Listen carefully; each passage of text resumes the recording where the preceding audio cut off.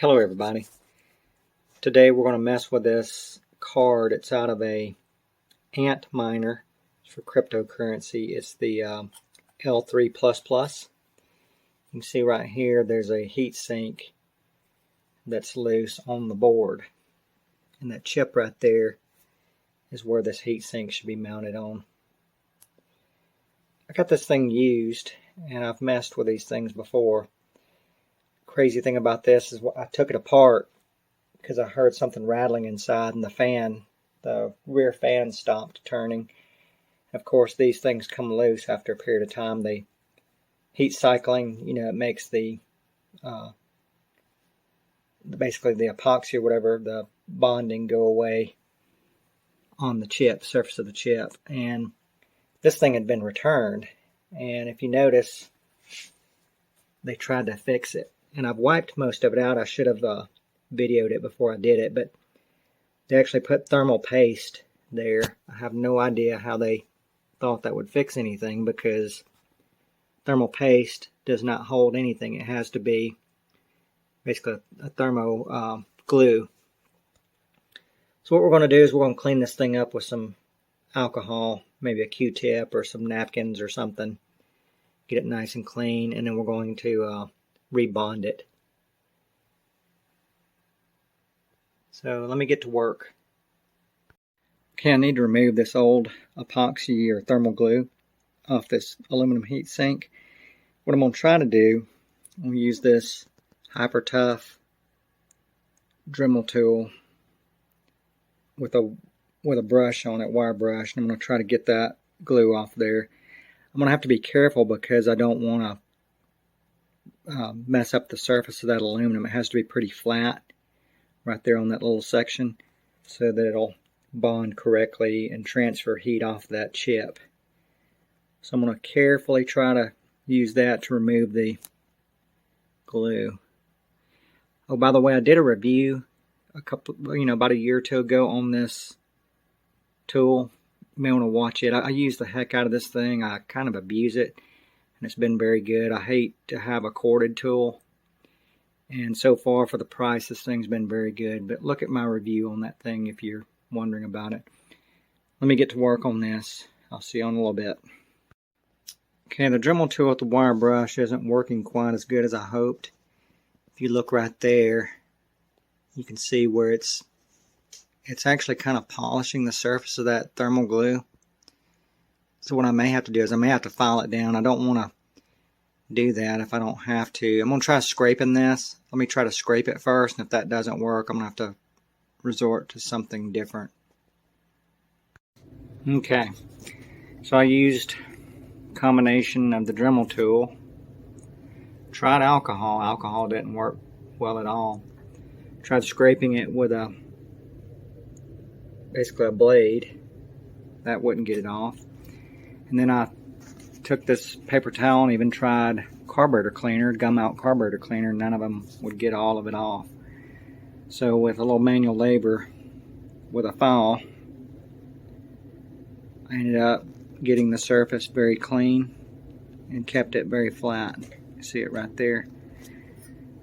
Now if I rotate it around, there's just a little bit of thermal glue right on that edge. I don't think that's going to matter. I didn't want to take too much material off the surface of that heat sink. You see right there. So it's nice and flat, and if you do use a flat file, don't do it this way. Do it long ways like that. Do it one way and then flip it back around and do it this way. And if you have a double-sided file, cheap Chinese made Harbor Freight unit,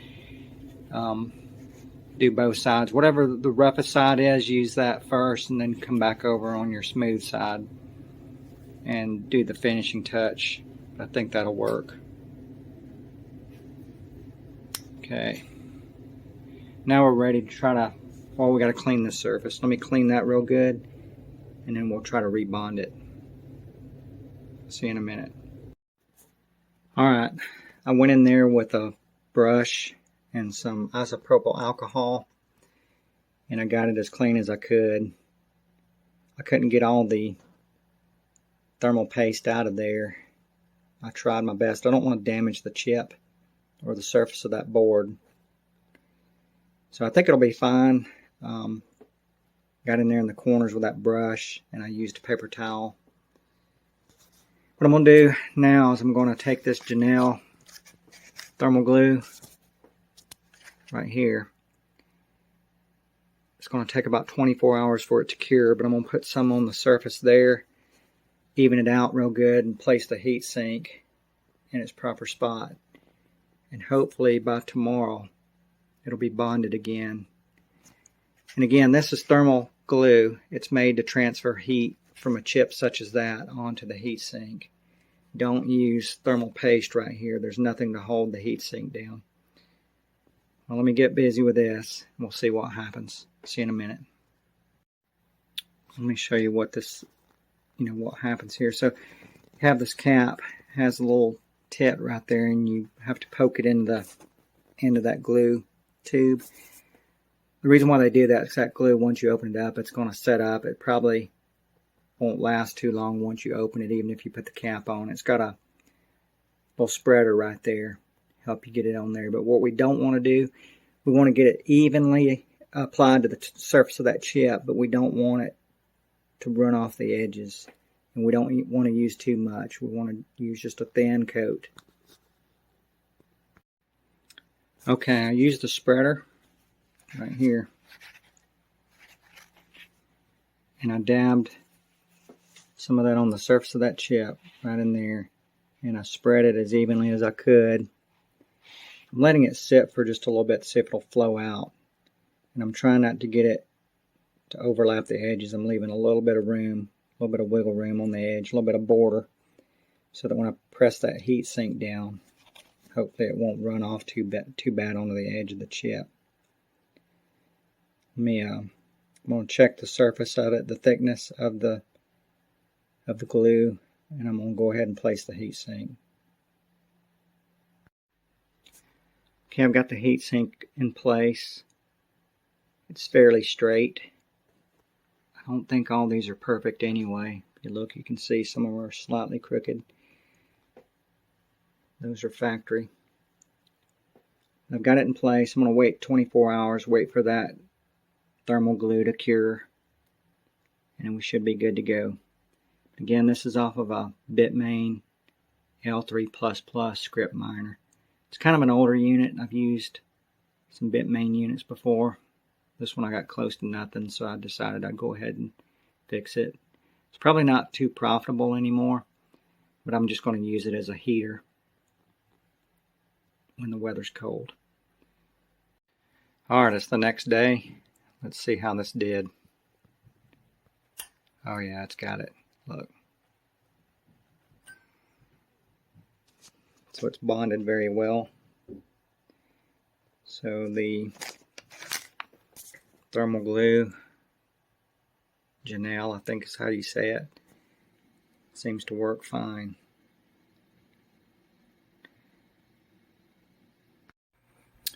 Okay, what we're going to do is we're going to go ahead and put this thing back together, and then we'll be trying and testing it out later in a different video.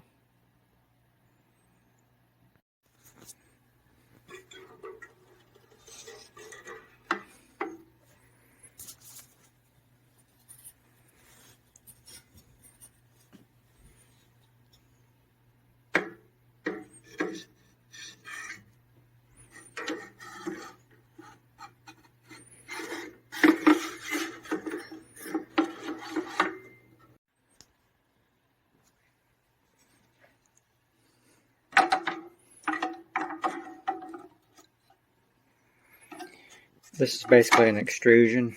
The housing's a big extrusion. You see right here, that's where the screws go through. The little screws right here that hold the end piece on with the fan.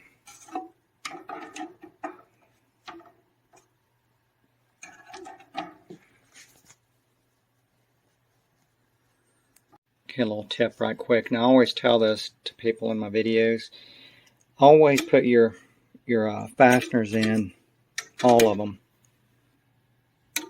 Put them all in first before tightening them down, and typically do a crisscross pattern. I know All you mechanical guys know this, but for people that, you know, deal with computers or software, they don't really know that. But again, always put all your fasteners in first. That way you can position stuff, make sure it lines up before basically torquing it down.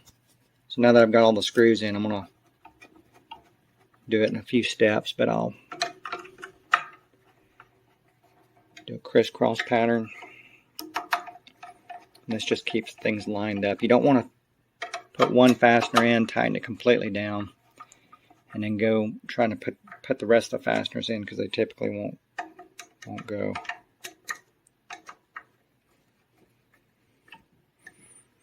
I'm doing 2 steps basically.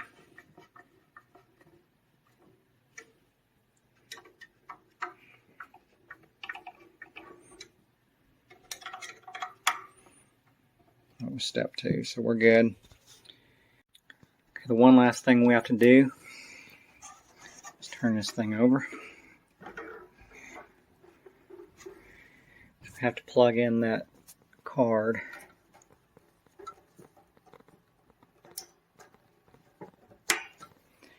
And there we go, that should have it. And we should be able to see that heat sink right in there.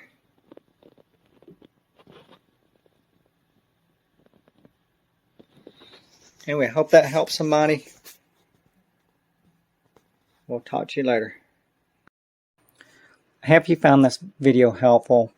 Please remember to give it a thumbs up. Thank you. And remember, don't be destructive. Fix, repair, create. Make the world better.